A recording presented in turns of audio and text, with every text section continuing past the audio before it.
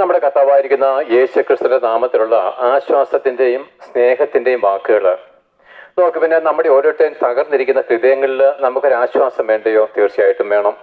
പലപ്പോഴും നമ്മുടെ ഹൃദയം കലങ്ങിയാണ് ഇരിക്കുന്നത്. പലപ്പോഴും നമ്മുടെ ഹൃദയം പതറിയാണ് കടന്നു പോകുന്നത്.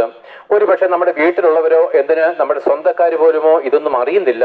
നമ്മുടെ ഹൃദയം ബ്രോക്കൺ ആയിട്ടിരിക്കുമ്പോൾ പ്രിയപ്പെട്ട പലപ്പോഴും ഒരു ആശ്വാസത്തിന് വേണ്ടി നമ്മൾ അന്വേഷിക്കുമെങ്കിലും ദീർഘനിശ്വാസം ഉതിർത്തുകൊണ്ട് സ്വന്തം വിധിയെ പഴിച്ചുകൊണ്ട് പലരും ഈ ഭൂമിയിൽ എന്താണ് ഇല്ലാതെയായിട്ട് തീരുകയാണ്. നോക്കിവന് എന്നാൽ അതിന്റെ ആവശ്യമില്ല എന്ന് പറയുവാൻ അത്ര ഞങ്ങൾ ഈ സുവിശേഷം ഘോഷിക്കുന്നത്.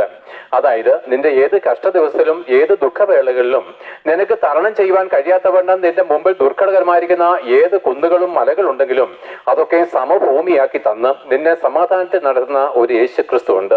അവൻ ഇന്നും ജീവിക്കുന്നവരും സർവ്വശക്തിയുമുള്ള ദൈവവുമാകുന്നു. അവന്റെ കരം പിടിക്കാത്തതത്രേ നിന്റെ ഈ ഊഷരമായിരിക്കുന്ന അനുഭവത്തിന് കാരണം.